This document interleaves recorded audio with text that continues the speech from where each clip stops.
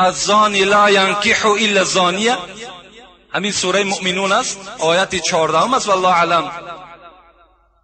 همین آیت تفسیر قرطبی در حضرت چی میگه؟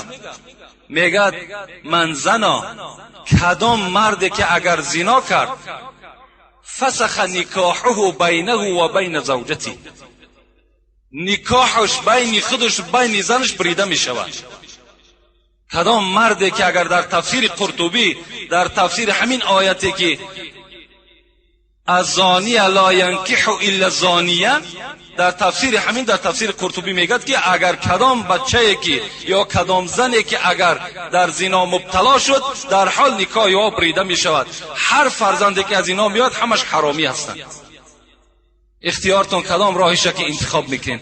آن چیزی که بر من مسئولیت بود در همین 2 جمعه باشم شما رسانیدم. انشاءالله باوری دارم که فردا من در پیشگاه خدا جوابگر نیستم. در همین قومی که البته گوش کردن و شنیدن. السلام علیکم حاجی میرزا مراد، از شما خواهش یک مسئله را دارم.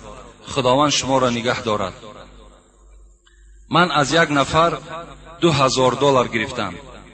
اول به نیت مضاربه، از بین 2 ماه گذشت، یک باره گفت اگر این ماه $300 ندهیم ماشین تا میگیرم. با یاردم بعضی شخص ها من چیکار کنم؟ وای نیز نمازخوان است.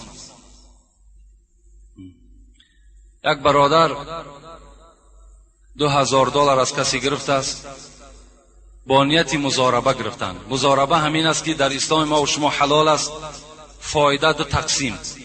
اگر از همین $2000 $1000 همین مردک بیابد، باید طبق اسلام $500 خودش بگیرد.